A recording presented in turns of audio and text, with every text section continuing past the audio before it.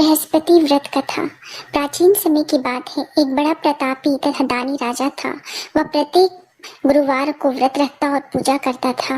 यह उसकी रानी को अच्छा नहीं लगता था। न ही वो व्रत रखती और न ही किसी को एक पैसा दान देती। राजा को भी ऐसा करने से मना करती थी। एक समय की बात है कि राजा शिकार खेलने के लिए वन में चले गए। घर पर रानी और दासी अकेली थी। उस समय गुरु बृहस्पति साधु का रूप धारण कर राजा के दरवाजे पे भिक्षा मांगने आए। साधु ने रानी से भिक्षा मांगी तो वह कहने लगी, हे साधु महाराज, मैं इस दान और पुण्य से तंग आ चुकी हूँ। आप कोई ऐसा उपाय बताइए जिससे ये सारा धन नष्ट हो जाए और मैं आराम से रह सकूं। साधु रूपी बृहस्पति देव ने कहा, हे देवी, तुम बड़ी विचित्र हो। संतान और धन के लिए भी कोई दुखी होता है। अगर तुम्हारे पास धन अधिक है तो उसे शुभ कार्यों में लगाओ जिससे तुम्हारे दोनों लोग सुधरे। परंतु साधु की यह बात रानी को खुश नहीं कर पाई। उसने कहा, मुझे ऐसे धन की आवश्यकता नहीं जिसे मैं दान दे सकूं, जिसको संभालने में मेरा सारा समय नष्ट हो जाए। साधु ने कहा, यदि तुम्हारी यही इच्छा है तो जैसा मैं कहता हूँ वैसा करना। बृहस्पति के दिन तुम घर को गोबर से लीपना, अपने केशों को पीली मिट्टी से धोना, केशों को धोते समय स्नान करना, राजा से भी हजामत बनाने को कहना, भोजन में मांस मदिरा खाना, कपड़ा धोबी को धुलने के लिए देना। इस प्रकार 7 बृहस्पतिवार करने से तुम्हारा समस्त धन नष्ट हो जाएगा। इतना कहकर साधु बने बृहस्पति देव अंतर्ध्यान हो गए। साधु के कहे अनुसार करते हुए अभी रानी को 3 ही बृहस्पतिवार बीते थे कि उसकी समस्त संपत्ति नष्ट हो गई। भोजन के लिए परिवार तरसने लगा। एक दिन राजा रानी से बोले, हे रानी, तुम यही रहो, मैं दूसरे देश को जाता हूँ क्योंकि यहाँ मुझे सभी जानते हैं, इसलिए मैं कोई छोटा काम नहीं कर सकता। ऐसा कहकर राजा परदेश चला गया। वहाँ वह जंगल से लकड़ी काट कर लाता और शहर में बेचता। इस तरह वह अपना जीवन व्यतीत करने लगा। इधर राजा के बिना रानी और दासी दुखी रहने लगी। एक समय जब रानी और दासी को 7 दिनों तक बिना भोजन के रहना पड़ा, तब रानी ने अपनी दासी से कहा, हे दासी, पास ही के नगर में मेरी बहन रहती है, वह बड़ी धनवान है, तो उसके पास जा और कुछ खाने को ले आ जिससे हमारा थोड़े दिन तक गुजर बसर हो सके। दासी रानी के बहन के पास गई। उस दिन बृहस्पतिवार था। रानी की बहन उस समय बृहस्पतिवार की कथा सुन रही थी। दासी ने रानी की बहन को अपनी रानी का संदेश दिया, लेकिन रानी की बहन ने उससे कोई उत्तर नहीं दिया। जब रानी की बहन से कोई उत्तर नहीं मिला तो वह बहुत दुखी हुई। उसे क्रोध भी आया। दासी ने वापस आकर रानी को सारी बात सुना डाली। सुनकर रानी ने अपने भाग्य को कोसा। उधर रानी की बहन ने सोचा कि मेरी बहन की दासी आई थी परंतु मैं उसे कोई उत्तर नहीं दे पाई, उससे वह बहुत दुखी हुई होगी। कथा सुनकर और पूजा समाप्त कर वह अपनी बहन के घर गई और कहने लगी, हे बहन, मैं बृहस्पतिवार का व्रत कर रही थी। तुम्हारी दासी गई थी परंतु जब तक कथा सुनते हैं तब तक न उठते हैं और न ही बोलते हैं, इसलिए मैं नहीं बोली। कहो दासी क्यों गई थी? रानी बोली, बहन, हमारे घर अनाज नहीं था। ऐसा कहते कहते रानी की आंखें भर आई। उसने दासी समेत भूखे रहने की बात भी अपनी बहन को विस्तार पूर्वक कह सुनाई। रानी की बहन बोली, बहन देखो, बृहस्पति देव भगवान सबकी मनोकामना पूर्ण करते हैं। देखो, शायद तुम्हारे घर में अनाज रखा हो। यह सुनकर दासी घर के अंदर गई तो वहाँ उसे एक घड़ा अनाज से भरा हुआ मिला। उसे बड़ी हैरानी हुई। उसने एक एक बर्तन देख लिया था। उसने बाहर आकर रानी को बताया। दासी रानी से कहने लगी, हे रानी, जब आपको भोजन नहीं मिलता तो हम व्रत ही करते हैं, इसलिए क्यों न इनसे व्रत की कथा की विधि पूछ ली जाए, हम भी व्रत किया करेंगे।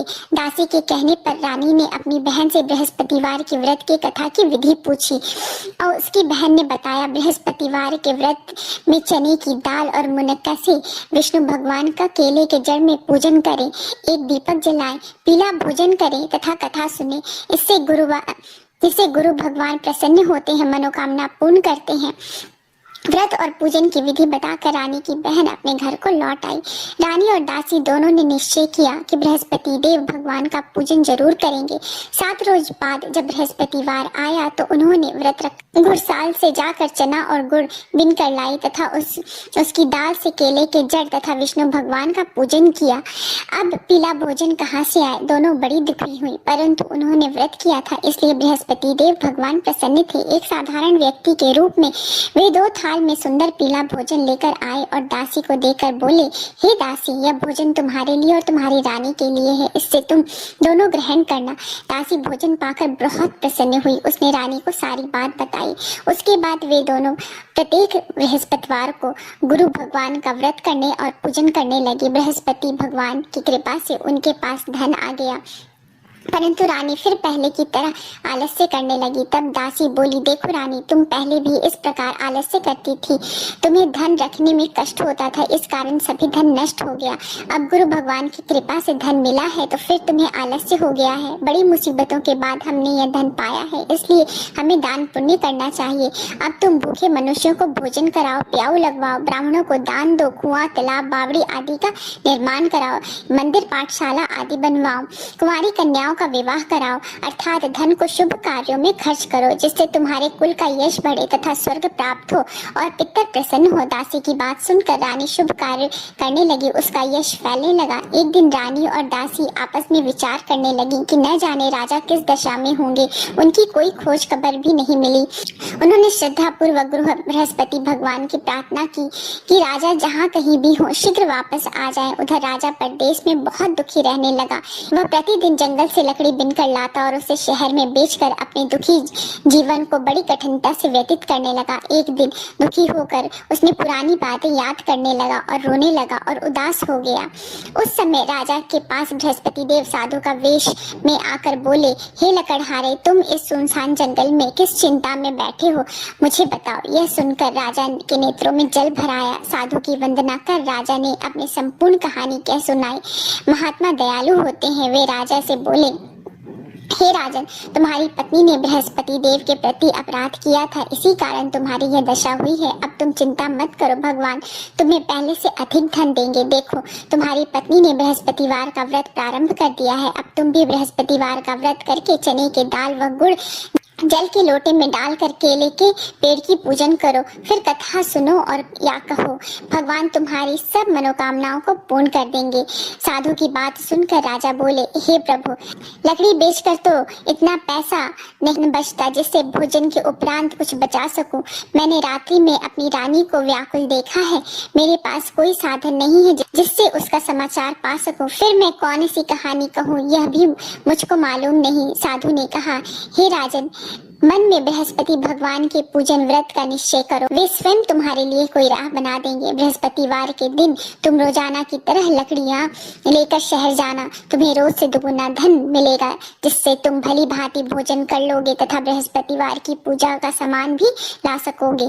जो तुमने बृहस्पतिवार की कहानी के बारे में पूछा है वह इस प्रकार है। बृहस्पति देव की व्रत कथा। प्राचीन काल में एक बहुत ही निर्धन ब्राह्मण था। उसकी कोई संतान नहीं थी। वह नित्य पूजा पाठ करता था। उसकी स्त्री न स्नान करती थी और न ही किसी देवता का पूजन करती थी। इस कारण ब्राह्मण देवता बहुत दुखी रहते थे। भगवान की कृपा से ब्राह्मण के यहाँ एक कन्या उत्पन्न हुई। कन्या बड़ी होने लगी। प्रातः स्नान करके वह भगवान विष्णु का जप करती थी। बृहस्पतिवार का व्रत भी करने लगी। पूजा पाठ समाप्त कर पाठशाला जाती और अपनी मुट्ठी में जौ भर के ले जाती थी और पाठशाला के मार्ग में डालती जाती। लौटते समय वही जौ स्वर्ण के हो जाते थे और उनको बीनकर वो घर ले आती। एक दिन वह बालिका सूप में सोने के जौ को फटक कर साफ कर रही थी।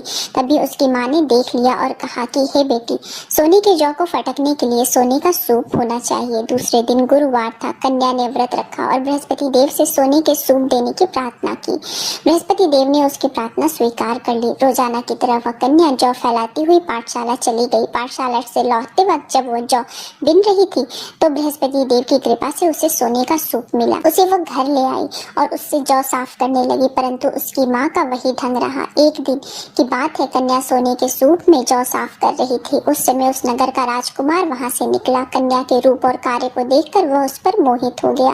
राजमहल में आकर वह भोजन तथा जल त्याग कर उदास होकर लेट गया। राजा को जब राजकुमार द्वारा अन्य जल त्यागने का समाचार ज्ञात हुआ तो वे मंत्रियों के साथ अपने पुत्र के पास आ पहुंचे और कारण पूछने लगे। राजकुमार ने राजा को उस लड़की के घर का पता भी बता दिया। मंत्री उस लड़की के घर गए। मंत्री ने ब्राह्मण के समक्ष राजा की ओर से निवेदन किया। कुछ दिन बाद ब्राह्मण की कन्या का विवाह राजकुमार के साथ संपन्न हुआ। कन्या के घर से जाते ही ब्राह्मण के घर में पहले की भांति गरीबी का निवास हो गया। एक दिन दुखी होकर ब्राह्मण अपनी पुत्री से मिलने गए। बेटी ने पिता की अवस्था को देखा और अपनी माँ का हाल पूछा। ब्राह्मण ने सभी हाल विस्तार पूर्वक सुनाया। कन्या ने बहुत सा धन देकर अपने पिता को विदा कर दिया, लेकिन कुछ दिन के बाद वही हाल हो गया। ब्राह्मण फिर अपनी कन्या के यहाँ गए और सभी हाल अपनी पुत्री को कह सुनाया। पुत्री बोली, हे पिताजी, आप माताजी को यहाँ लिवा लाओ, मैं उन्हें वह विधि बता दूंगी जिससे गरीबी दूर हो जाएगी। ब्राह्मण देवता अपनी स्त्री को साथ लेकर अपनी पुत्री के पास राजमहल में पहुंचे तो पुत्री ने अपनी माँ को बहुत समझाया। वो बोली, हे माँ, तुम प्रातःकाल स्नान आदि करके विष्णु भगवान का पूजन करो तो सब दरिद्रता दूर हो जाएगी। परंतु उसकी माँ ने उसकी एक भी बात नहीं मानी। वह प्रातःकाल उठकर अपनी पुत्री की बची जूठन खा लेती थी। एक दिन उसकी पुत्री को बहुत गुस्सा आया। उसने अपनी माँ को एक कोठरी में बंद कर दिया। प्रातः उसे स्नान आदि करा के पूजा पाठ करवाया तो उससे उसकी माँ की बुद्धि ठीक हो गई। इसके बाद वह नियम से पूजा पाठ करने लगी और प्रत्येक बृहस्पतिवार को व्रत भी करने लगी। इस व्रत के प्रभाव से मृत्यु के बाद वह स्वर्ग को प्राप्त हुई।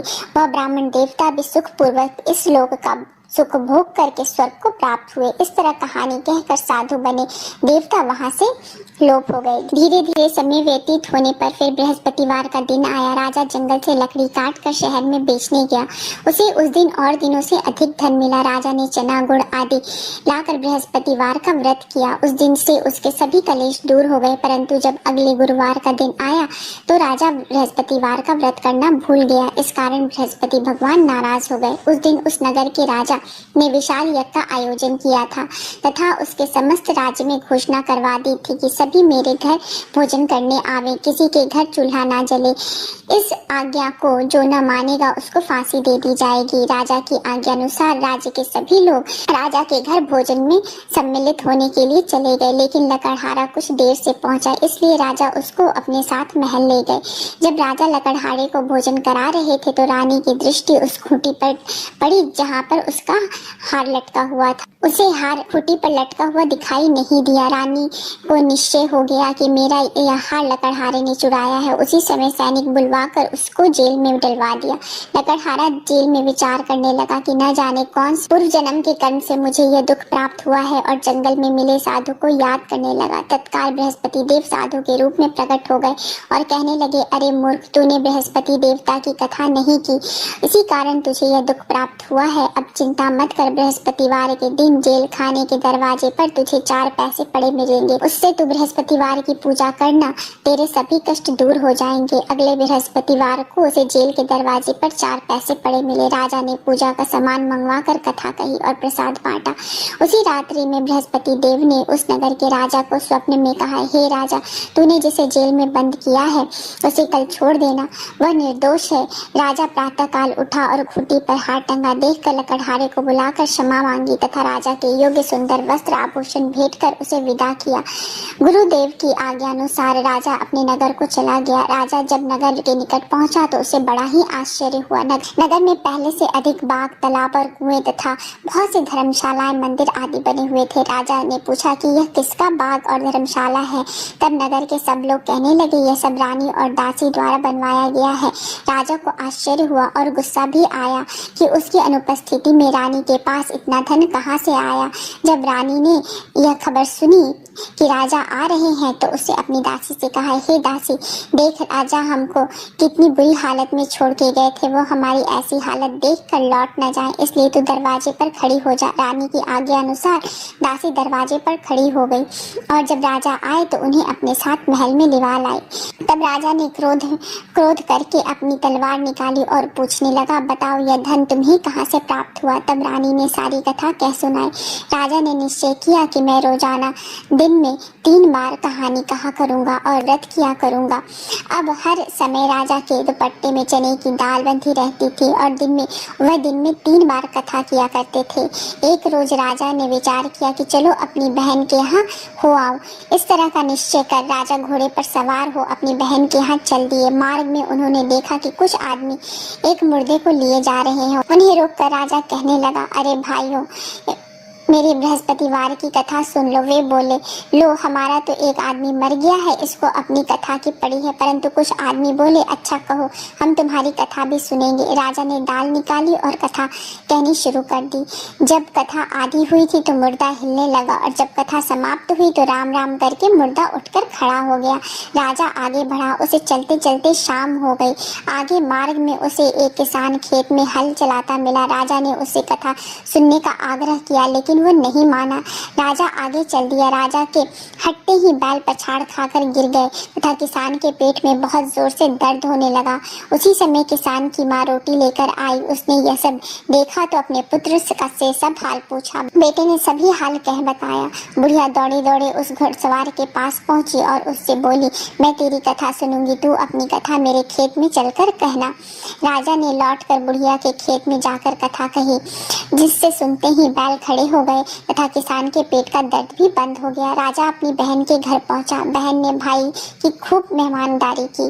दूसरे रोज प्रातःकाल राजा जागा तो वह देखने लगा कि सब लोग भोजन कर रहे हैं। राजा ने अपनी बहन से जब पूछा, कोई ऐसा मनुष्य है जिसे भोजन नहीं किया हो तो मेरे बृहस्पति भगवान की कथा सुन ले। बहन बोली, हे भैया, यह देश ऐसा ही है, यहाँ सब लोग पहले भोजन करते हैं, बाद में कोई अन्य काम करते हैं।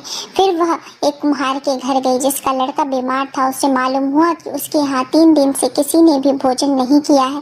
रानी ने अपने भाई की कथा सुनने के लिए कुम्हार को कहा। वह तैयार हो गया। राजा ने जाकर बृहस्पतिवार की कथा कही, जिसे सुनकर उसका लड़का ठीक हो गया। अब तो राजा की प्रशंसा होने लगी। एक दिन राजा ने अपनी बहन से कहा, हे बहन, मैं अब अपने घर को जाऊंगा, तुम भी तैयार हो जाओ। राजा की बहन ने अपनी सास से अपने भाई के घर जाने की आज्ञा मांगी। सास बोली, हाँ चली जा, मगर अपने लड़के को मत ले जाना, क्योंकि तेरा भाई के कोई संतान नहीं है। बहन ने अपने भाई से कहा, हे भैया, मैं तो चलूंगी, परंतु बालक नहीं जाएगा। अपनी बहन को भी छोड़कर दुखी मन से राजा अपने नगर को वापस लौट आया। राजा ने अपनी रानी से सारी कथा कह सुनाई।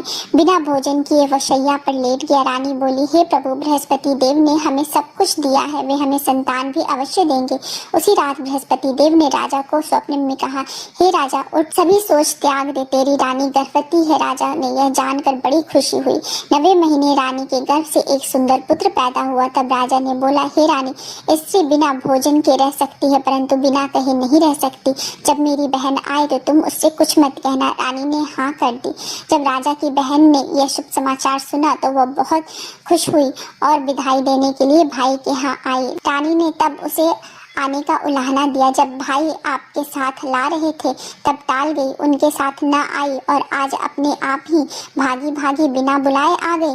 तो राजा की बहन बोली, भाई, मैं इस प्रकार न कहती तो तुम्हारे घर औलाद कैसे होती। बृहस्पति देव सभी कामनाओं को पूर्ण करते हैं। जो सद्भावना पूर्वक बृहस्पतिवार का व्रत करता है एवं कथा पढ़ता है, कथा सुनता है और दूसरों को सुनाता है, बृहस्पति देव उसकी सभी मनोकामनाओं को पूर्ण करते हैं, उसकी सदैव रक्षा करते हैं। जो संसार में सद्भावना से गुरुदेव का पूजन करते हैं एवं व्रत सच्चे हृदय से करते हैं, उनकी सभी मनोकामनाएं वैसे ही पूर्ण होती है। जैसे सच्ची भावना से रानी और राजा ने बृहस्पतिवार की कथा का गुणगान किया तो उनकी सभी मनोकामनाएं बृहस्पति देव ने पूर्ण की। अनजाने में भी बृहस्पति देव की अपेक्षा न करें, ऐसा करने से सुख शांति नष्ट हो जाती है। इसलिए सबको कथा सुनने के बाद प्रसाद लेकर जाना चाहिए। हृदय में उनका मनन करते हुए जयकारा बोलना चाहिए। बोलो श्री बृहस्पति भगवान की जय। बोलो श्री विष्णु भगवान की जय।